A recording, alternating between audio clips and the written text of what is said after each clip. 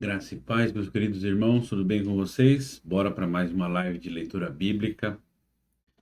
Vocês estão vendo um cenário um pouquinho diferente. Estou aqui em Santa Catarina em uma viagem, mas não podemos perder o nosso compromisso. E assim como nós começamos todos os nossos vídeos, começaremos agradecendo ao nosso Pai que nos permite estar aqui e nos permite continuar conversando aqui sobre a Sua palavra, mesmo estando em um local diferente. Pai, te agradecemos por mais um domingo na Sua presença, Pai. Te agradecemos pelo Seu amor maravilhoso, Pai. Te agradecemos pelas coisas que o Senhor nos permite fazer e conhecer, Pai. Mas, acima de tudo, te agradecemos pela Sua revelação através da Sua própria palavra. Palavra essa que tem caminhado conosco durante todo este ano. E nós sabemos que o Senhor está conosco também. Palavra essa que tem transformado as nossas vidas e a cada dia tem revelado um pouco mais de quem o Senhor é e das coisas que o Senhor faz, não só nas nossas vidas, mas na daqueles que estão ao nosso redor e em tudo que o Senhor faz no mundo, Pai.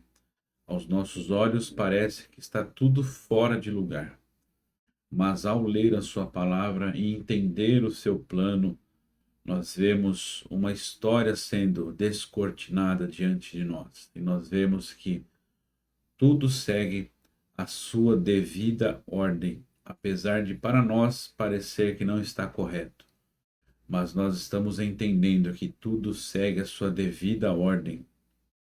Tudo tem o seu papel a ser desempenhado, cada acontecimento. E nisso nós vemos a grandeza de quem o Senhor é, a grandeza desse plano, a mente maravilhosa que está por trás disso tudo, que planejou cada detalhe e fez questão de nos inserir nessa história e querer que nós sejamos participantes ativos e colaboradores de tudo que está acontecendo, Pai. Isso é maravilhoso demais para nós, Pai. Nós te agradecemos por cada domingo que o Senhor esteve conosco, cada dia de leitura. Nós te agradecemos porque o Senhor nos ajudou a perseverar. O Senhor nos fortaleceu até aqui. Estamos quase terminando, Pai. Dependemos do Senhor e te agradecemos por todo o suporte dado até hoje, Pai. Essa é a nossa oração em nome de Jesus. Amém. Irmãos, nós acabamos a semana passada terminando a carta aos Hebreus e agora nós vamos começar a carta de Tiago.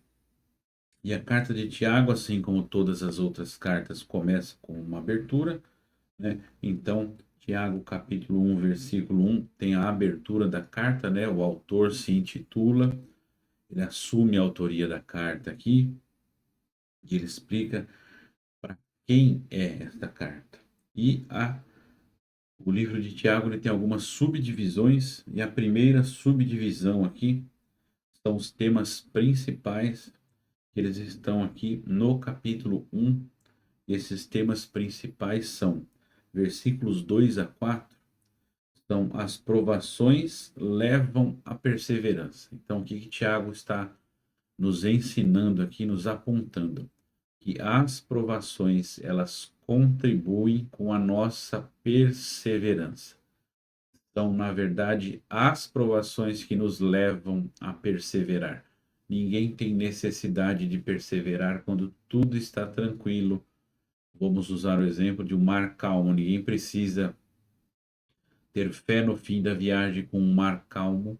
Isso é fácil. Agora, quando está no meio de uma tempestade, é necessário muita fé para crer no fim da viagem. Então, são as provações que nos encaminham para a perseverança. Nos versículos 5 a 8, fala sobre buscar sempre a sabedoria, porque Tiago, ele teve uma das missões mais difíceis do início da igreja, que foi estar à frente da igreja de Jerusalém. Para lidar com esse povo era necessária sabedoria, assim como para nós é hoje. E o que nós precisamos é buscar essa sabedoria. E Tiago nos ensina aqui como, de maneira prática, buscar essa sabedoria. Versículos 9 a 11 fala sobre os ricos e os pobres, né? E os destinos invertidos. Então, cada um tem o seu papel, sendo rico e sendo pobre. Versículos 12 a 18 falam o que Deus faz e o que Deus não faz. E nos versículos 19 a 27, a verdadeira religião no falar e no fazer. Então, a necessidade da prática estar ligada ao discurso. Então, se eu falo, nós estamos praticamente um ano aqui falando sobre a Bíblia. Então, se eu falo de Bíblia, eu preciso viver Bíblia, minhas ações precisam refletir Bíblia, minha atitude tem que ser de acordo com a Bíblia, minha vida tem que ser. Não é fácil, são muitos pontos a serem lembrados todos os dias, mas não é impossível. É possível, sim, ter uma vida, seguir uma vida de acordo com esses princípios que estão aqui.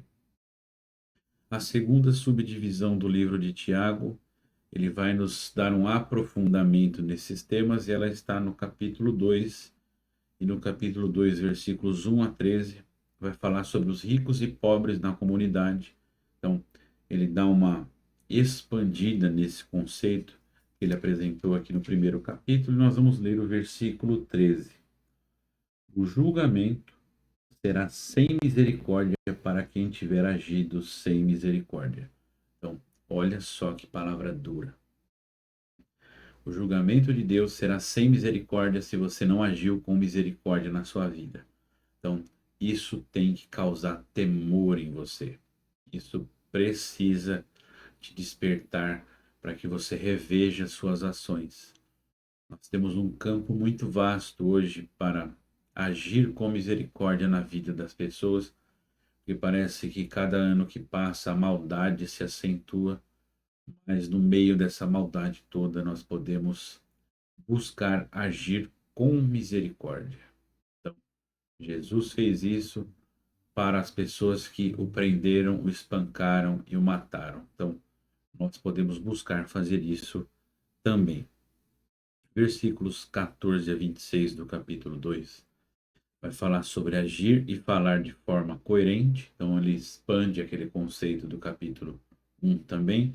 O discurso tem que estar ligado com a prática e a prática tem que estar ligada com o discurso. Esse tema ele continua sendo discorrido no capítulo 3 até o versículo 12, sobre agir e falar de maneira coerente. E nos versículos 13 a 18 vai falar do choque de sabedorias. Então, há uma sabedoria no mundo que não condiz com a sabedoria de Deus. Quando buscamos esta uma que estamos buscando se choca com a outra. É um caminho de mão dupla. Então, se estamos buscando a sabedoria do mundo, ela vai se chocar com a sabedoria de Deus. Se estamos buscando a sabedoria de Deus, ela vai se chocar com a sabedoria do mundo. Não tem como viver buscando essas duas sabedorias e viver em acordo essas duas coisas. Não há coisa, ela é totalmente oposta à outra. Chegamos no capítulo 4 de Tiago, versículos 1 a 12. Vai falar da amizade com o mundo, é inimizade com Deus, então olha só como uma coisa é conflitante com a outra. Não dá para ter dois senhores. Mateus disse isso. Em outro evangelho também fala a mesma coisa. E Tiago aborda aqui novamente. Amizade com o mundo, inimizade com Deus. Dois opostos. E esses opostos, eles não se atraem, eles se repelem. Quanto mais amigo do mundo, menos amigo de Deus. Quanto mais amigo de Deus, menos amigo do mundo. Versículos 13 a 17 fala novamente sobre ricos e pobres nas relações de trabalho. Isso é muito importante. Tanto que ele estende um pouquinho esse discurso até o capítulo 5, versículo 6, e do versículo 7 ao 11, a perseverança até a vinda do Senhor. Não há uma data limite para que nós devamos estender a nossa perseverança. A nossa perseverança é até o fim, Esse fim nós não sabemos quando será, só sabemos que está se aproximando. No final da nossa leitura hoje, nós iremos começar a ler Apocalipse e veremos muitos sinais que já acontecem hoje. Veremos ali no livro das Revelações. Temos agora mais uma subseção aqui no livro de Tiago, que fala sobre os conselhos finais. No capítulo 5, versículo 12, fala sobre o seu sim ser sim e o seu não ser não. Então, mais uma vez abordando aquele assunto sobre o discurso estar alinhado à prática e a prática estar alinhada ao discurso. Se você fala sim sobre um tema, que esse seu sim não seja mudado. Então, se você declarou algo, sustente a sua declaração. Não fique mudando de opinião, e que a sua resposta seja clara e simples. Que o seu sim seja sim, que o seu não seja não. Versículos 13 a 18 vai falar da eficácia da oração. E, encerrando aqui o livro de Tiago, versículos 19 e 20, buscar aqueles que se afastaram. Então, Tiago ele deixa um relato aqui, uma observação, um alerta sobre nós nos preocuparmos com aqueles que se afastaram de Deus. E agora nós chegamos na primeira carta de Pedro, no capítulo 1, versículos 1 e 2, vai falar sobre os destinatários, né? Não, sobre o destinatário e a saudação. Então, nesta carta tem o destinatários, tá? São vários povos, me desculpem. Destinatários e a saudação introdutória da carta.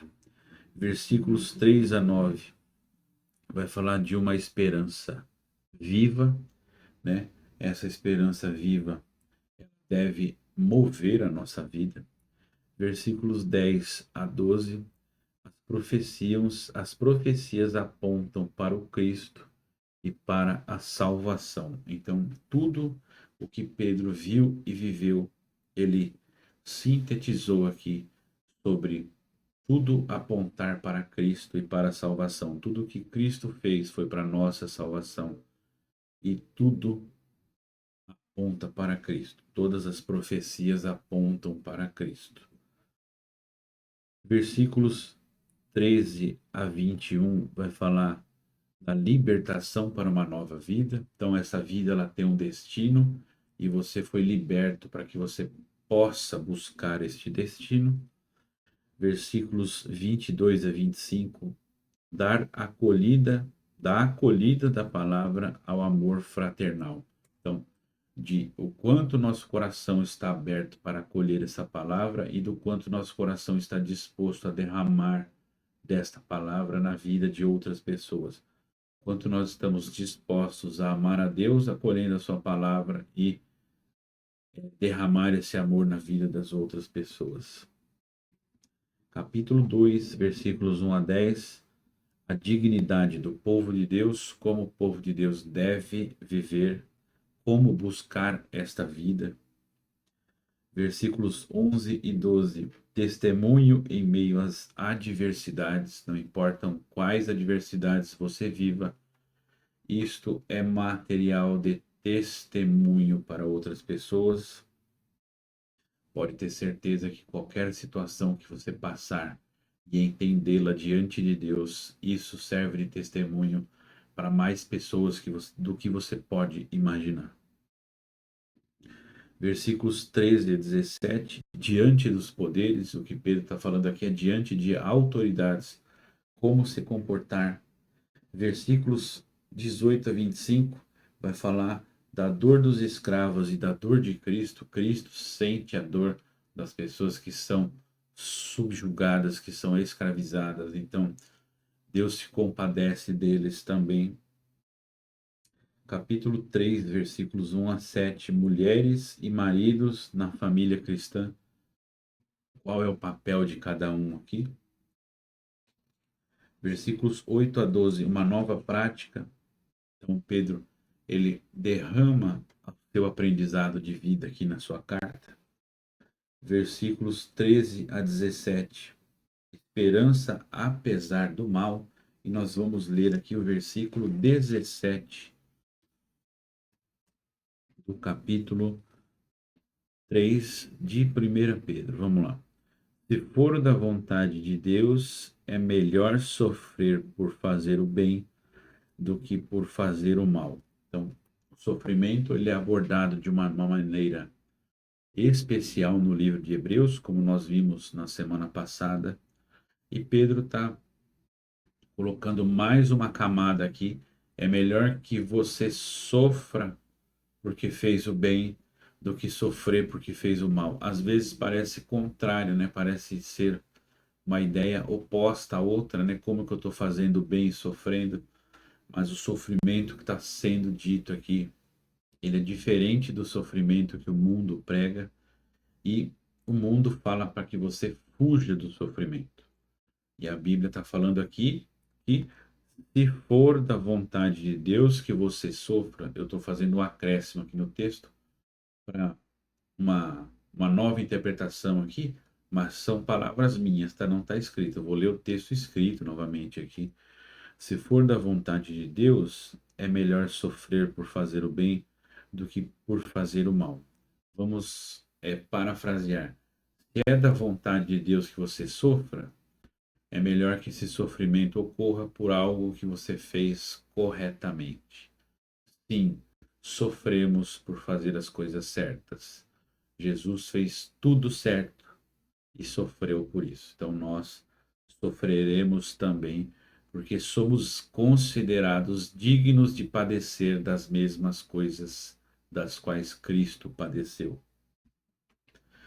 Agora a gente vai para os versículos 18 a 22, que vai falar do batismo, e ele é um compromisso com Deus. Apesar de ser um sinal público, o compromisso é com Deus. Chegamos aqui no capítulo 4, versículos 1 a 6, vai falar da ruptura com o pecado e das hostilidades. Então, devemos buscar romper com o pecado. Versículos 7 a 11 vai falar da comunidade da esperança. Essa esperança não é única, nossa, ela deve ser comunitária também. Versículo 12, enfrentar o sofrimento. Então, está aqui mais uma vez, né, falando novamente sobre como olhar o sofrimento, né?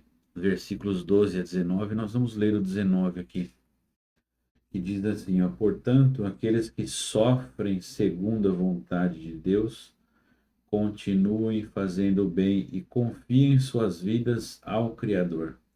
Ele é fiel. Então, se você sofre por fazer o bem, permaneça fazendo o bem, confie a sua vida ao Criador. O que Pedro falou aqui?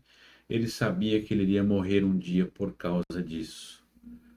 Ele confiou a vida dele ao Criador e continuou fazendo o bem que Deus mandou ele fazer, mesmo sabendo que a vida dele seria encurtada por causa disso. Encurtada em padrões humanos, ele cumpriu seu propósito. Os homens tentaram matar o seu corpo, mas não conseguiram matar a palavra que ele pregava.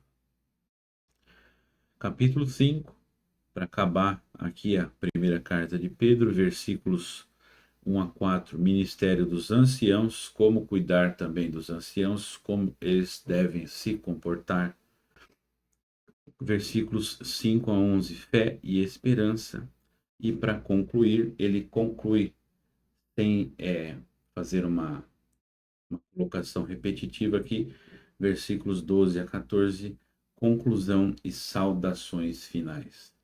Acabamos assim a primeira carta de Pedro, vamos para a segunda carta de Pedro, capítulo 1, versículos 1 e 2, destinatários e saudação, e vamos ler os destinatários e a saudação dessa carta aqui, que diz assim: Simão Pedro, servo e apóstolo de Jesus Cristo, aos que receberam uma fé preciosa como a nossa, mediante a justiça de nosso Deus e Salvador Jesus Cristo.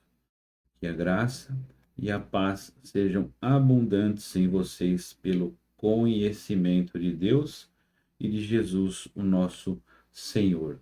Então, tá aqui, essa carta era direcionada para pessoas que receberam a fé, e essas pessoas receberam essa fé de quem? Do próprio Deus, né? E aqui está falando que a graça seja abundante em vocês pelo conhecimento de Deus. Então, é o que nós estamos fazendo aqui, buscando conhecer a Deus. Pedro está declarando para aquelas pessoas que ele direcionou essa carta que a graça e a paz sejam abundantes na vida de vocês pelo conhecimento de Deus que vocês estão buscando ter. Então, olha só como isso diz para nós hoje exatamente o que nós estamos buscando fazer aqui, que é conhecer a Deus. Versículos 3 a 11 vai falar da fé ao amor, né? O caminho que temos que partir. Começamos a partir da fé, evoluímos para o amor. Versículos 12 a 18 vai falar da força do testemunho, quão forte e quão impactante pode ser um testemunho verdadeiro. Versículos 19 a 21 fala que a profecia é luz. Então, quando se revela uma profecia, profecia não é nada místico, na verdade é trazer a palavra de Deus ao conhecimento das pessoas para edificar o corpo. Isso é trazer luz aos fatos que estão acontecendo naquela comunidade onde essa profecia é entregue. Capítulo 2 vai dar mais um alerta aqui sobre os falsos mestres, versículos 1 a 3, versículos 4 a 22. Vai falar dos exemplos do passado e das práticas do presente. Pedro faz um comparativo sobre o passado e o presente, como o passado influencia o nosso presente. Capítulo 3, versículos 1 a 10, fala, é uma pergunta que Pedro deixa, né? O Senhor demorará a vir? Muitos diziam que Jesus estava demorando para retornar. Já se passaram 2000 anos, Jesus não retornou ainda, porém nós vivemos com a presente expectativa da volta de Jesus. Então, é algo que nós ansiamos. Pode passar um ano, podem passar 10 anos, podem passar 50 anos. Se eu estiver aqui nessa terra ainda, continuarei ansiando, esperando, né, pela volta de Jesus. Isso não, o tempo que decorre não denota demora em retornar, né? Isso prova a nossa fé e nos faz perseverar até o fim. A gente acabou de ler aqui que a provação nos leva à perseverança. Então, perseveraremos até o fim. Versículos 11 a 13 fala sobre um novo céu e uma nova terra. Versículos 14 a 16, alimentar a esperança. E versículos 17 e 18, conclusão. Encerramos assim a segunda carta de Pedro e partimos agora para a primeira carta de João, que segue a mesma estrutura das outras cartas, capítulo 1, versículos 1 a 4.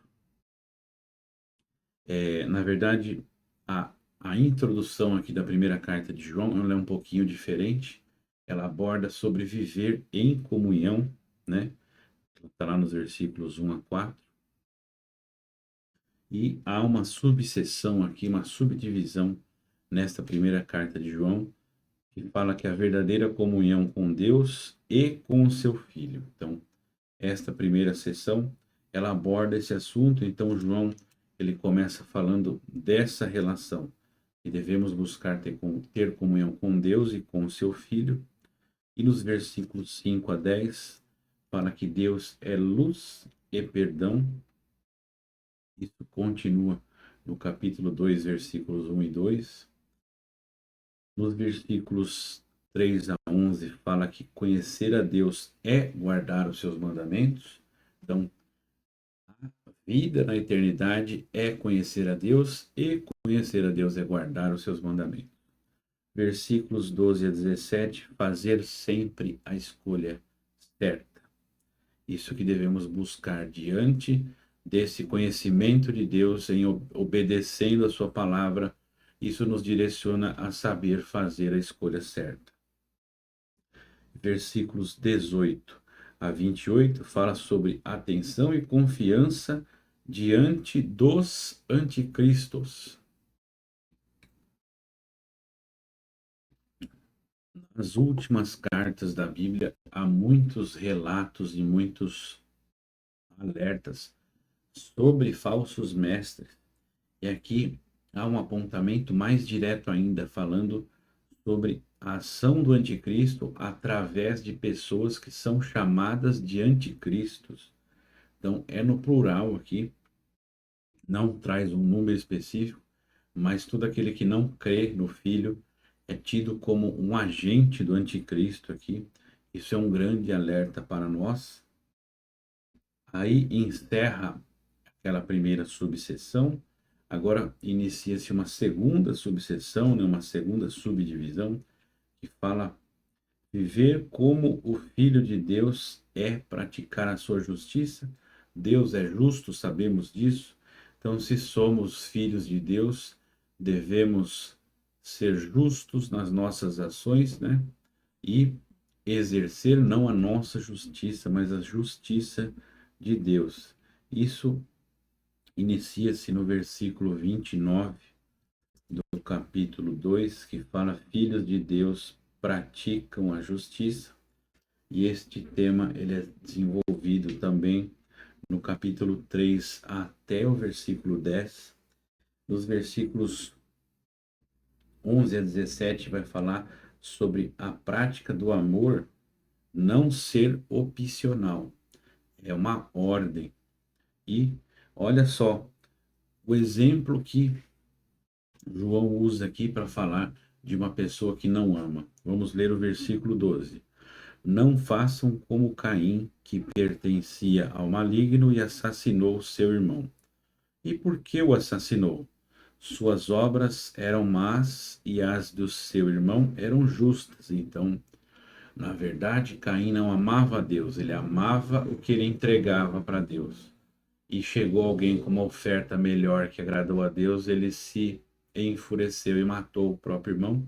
Então aqui demonstra que Caim não amava a Deus acima de tudo e não amava o próximo como a ele mesmo. Ele amava o que ele entregava para Deus. Quando alguém fez melhor, ele não gostou e matou o próprio irmão. Olha o exemplo de pessoa que não ama que João nos dá aqui. Versículos 18 a 24 vai falar sobre ter um coração confiante. Capítulo 4, versículos 1 a 6. Discernir o que vem de Deus. Então, esse é um ponto que João aborda aqui, que é muito necessário para nós. Estou durante todo o ano de 2025 buscando falar das coisas de Deus, porém, no meio do que eu estou falando, eu tenho colocado algumas opiniões minhas para explicar o texto.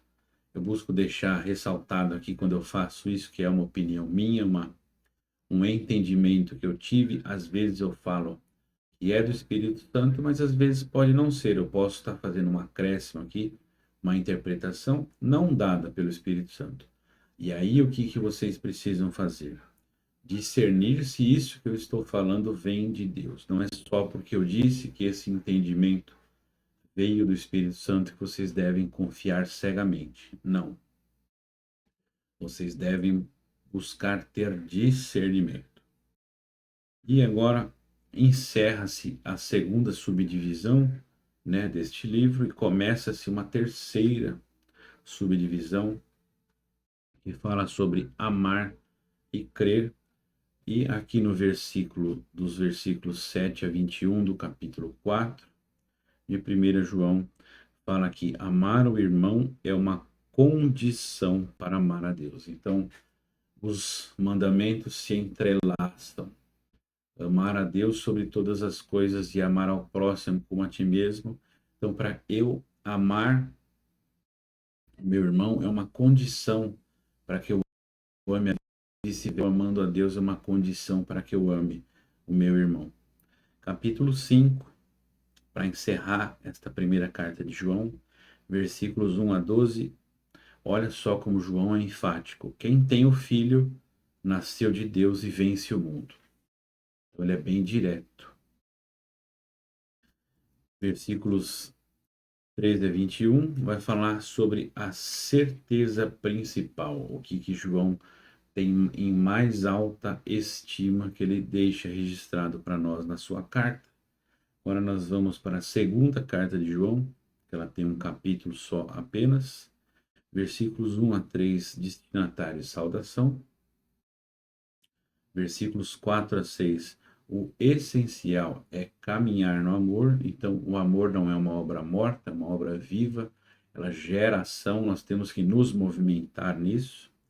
Versículos 7 a 11, mais um alerta, atenção diante dos anticristos. E versículos 12 e 13, ele se despede da pessoa a qual ele direcionou essa carta, dizendo que gostaria de escrever mais e falar mais, mas prefere falar pessoalmente, e ele espera encontrar essa pessoa. Não sabemos se encontrou ou não. Chegamos à última carta de João, terceira carta de João, capítulo 1, versículos 1 e 2. Vai falar sobre o destinatário, a saudação. Versículos 8 a 3, viver na verdade. Olha, mais um alerta aqui, versículos 9 a 11, não imitar o mal. Não imite as pessoas que agem de maneira incorreta, não tenha esse comportamento. E versículo 12, um elogio a uma pessoa aqui chamada Demétrio. Não é comum nós vermos isso nas cartas, mas ele fez questão, vocês conhecem essa pessoa, sigam ela. E versículos 13 a 15, mais uma vez a despedida, e ele termina também da mesma forma, dizendo que gostaria de escrever mais, porém guardaria para um encontro presencial, e nós não sabemos, só saberemos na eternidade se João se encontrou com esse destinatário dessa carta ou não. Chegamos na última carta antes do livro da Revelação aqui, que é Judas, né? E versículos 1 e 2 também fala dos destinatários da qual essa carta é enviada e a saudação. E Judas também, ele é muito enfático, é uma carta curta, um capítulo apenas, versículos 3 e 4, apelo à fé autêntica, versículos 5 a 16, versículos 5 a 16, o passado corrige o presente, né? Tá falando aqui sobre os erros do passado podem corrigir os erros do nosso presente. Vamos ler os versículos 14 e 15 aqui, que tem uma passagem muito emblemática aqui, falando assim, Judas, versículos 14 e 15. Deles profetizou Enoque, o sétimo descendente de Adão.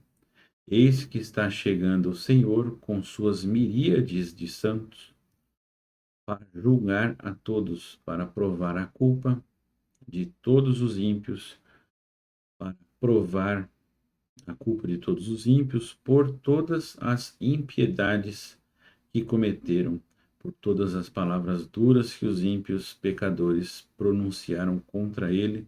Então, Enoque é aquele lá de Gênesis que foi trasladado, né, que foi levado a viver com Deus, não conheceu a morte terrena, e aqui fala que ele profetizou sobre Cristo, sobre o Senhor vindo com suas miríades de anjos para julgar. Então, essa profecia de Enoque relatada aqui em Judas, ela fala sobre Jesus na sua segunda vinda. É bem peculiar isso que Judas fala. Versículos 17 a 19 vai falar sobre um alerta à comunidade. Estejam atentos com o que está acontecendo. E versículos 20 a 23 vai falar do apelo à vida comunitária. Então, prestem atenção em como vocês estão vivendo, e esta vida comunitária, ela tem que ser vivida com um propósito. encerrando aqui a carta de Judas, versículos 24 e 25. Nós vamos ver um hino de louvor como despedida. Então ele termina falando isso para as pessoas: louvem a Deus. E agora nós vamos para a carta mais emblemática, né? Carta não, para o livro mais emblemático, que é Apocalipse ou Revelação, né? Algumas simbologias que estão aqui são compreensíveis e aplicáveis no nosso dia a dia, outras são figurativas, requerem um estudo e uma interpretação mais aprofundada. Mas o que Deus nos revelar aqui, que fique marcado nos nossos corações, para que nós estejamos alertas ao que está acontecendo. Então, Apocalipse 1, versículos 1 e 3, vai falar sobre o conteúdo do livro, o que este livro contém. Versículos 4 a 8 fala da saudação às comunidades a quem este livro foi direcionado. Versículos 9 a 20 fala que Jesus está vivo e transmitindo confiança. Então, neste capítulo aqui, traz algumas características específicas de Jesus Cristo. É bom ler isto com muita atenção, especialmente os versículos 10, 13, 14, 15 e 16. Então, que vocês leiam e releiam e meditem nisso, são características de Cristo na sua segunda vinda. São coisas que devemos estar muito atentos. Capítulo 2, versículos 1 a 7, que começam-se as cartas direcionadas a igrejas específicas em cidades específicas. E cada carta tem um objetivo específico, tem um apontamento de correção. Algumas têm elogios, mas todas têm uma coisa em comum, né, que nós vamos ler agora. No finalzinho de cada carta, nós vamos prestar atenção numa coisa que é muito importante.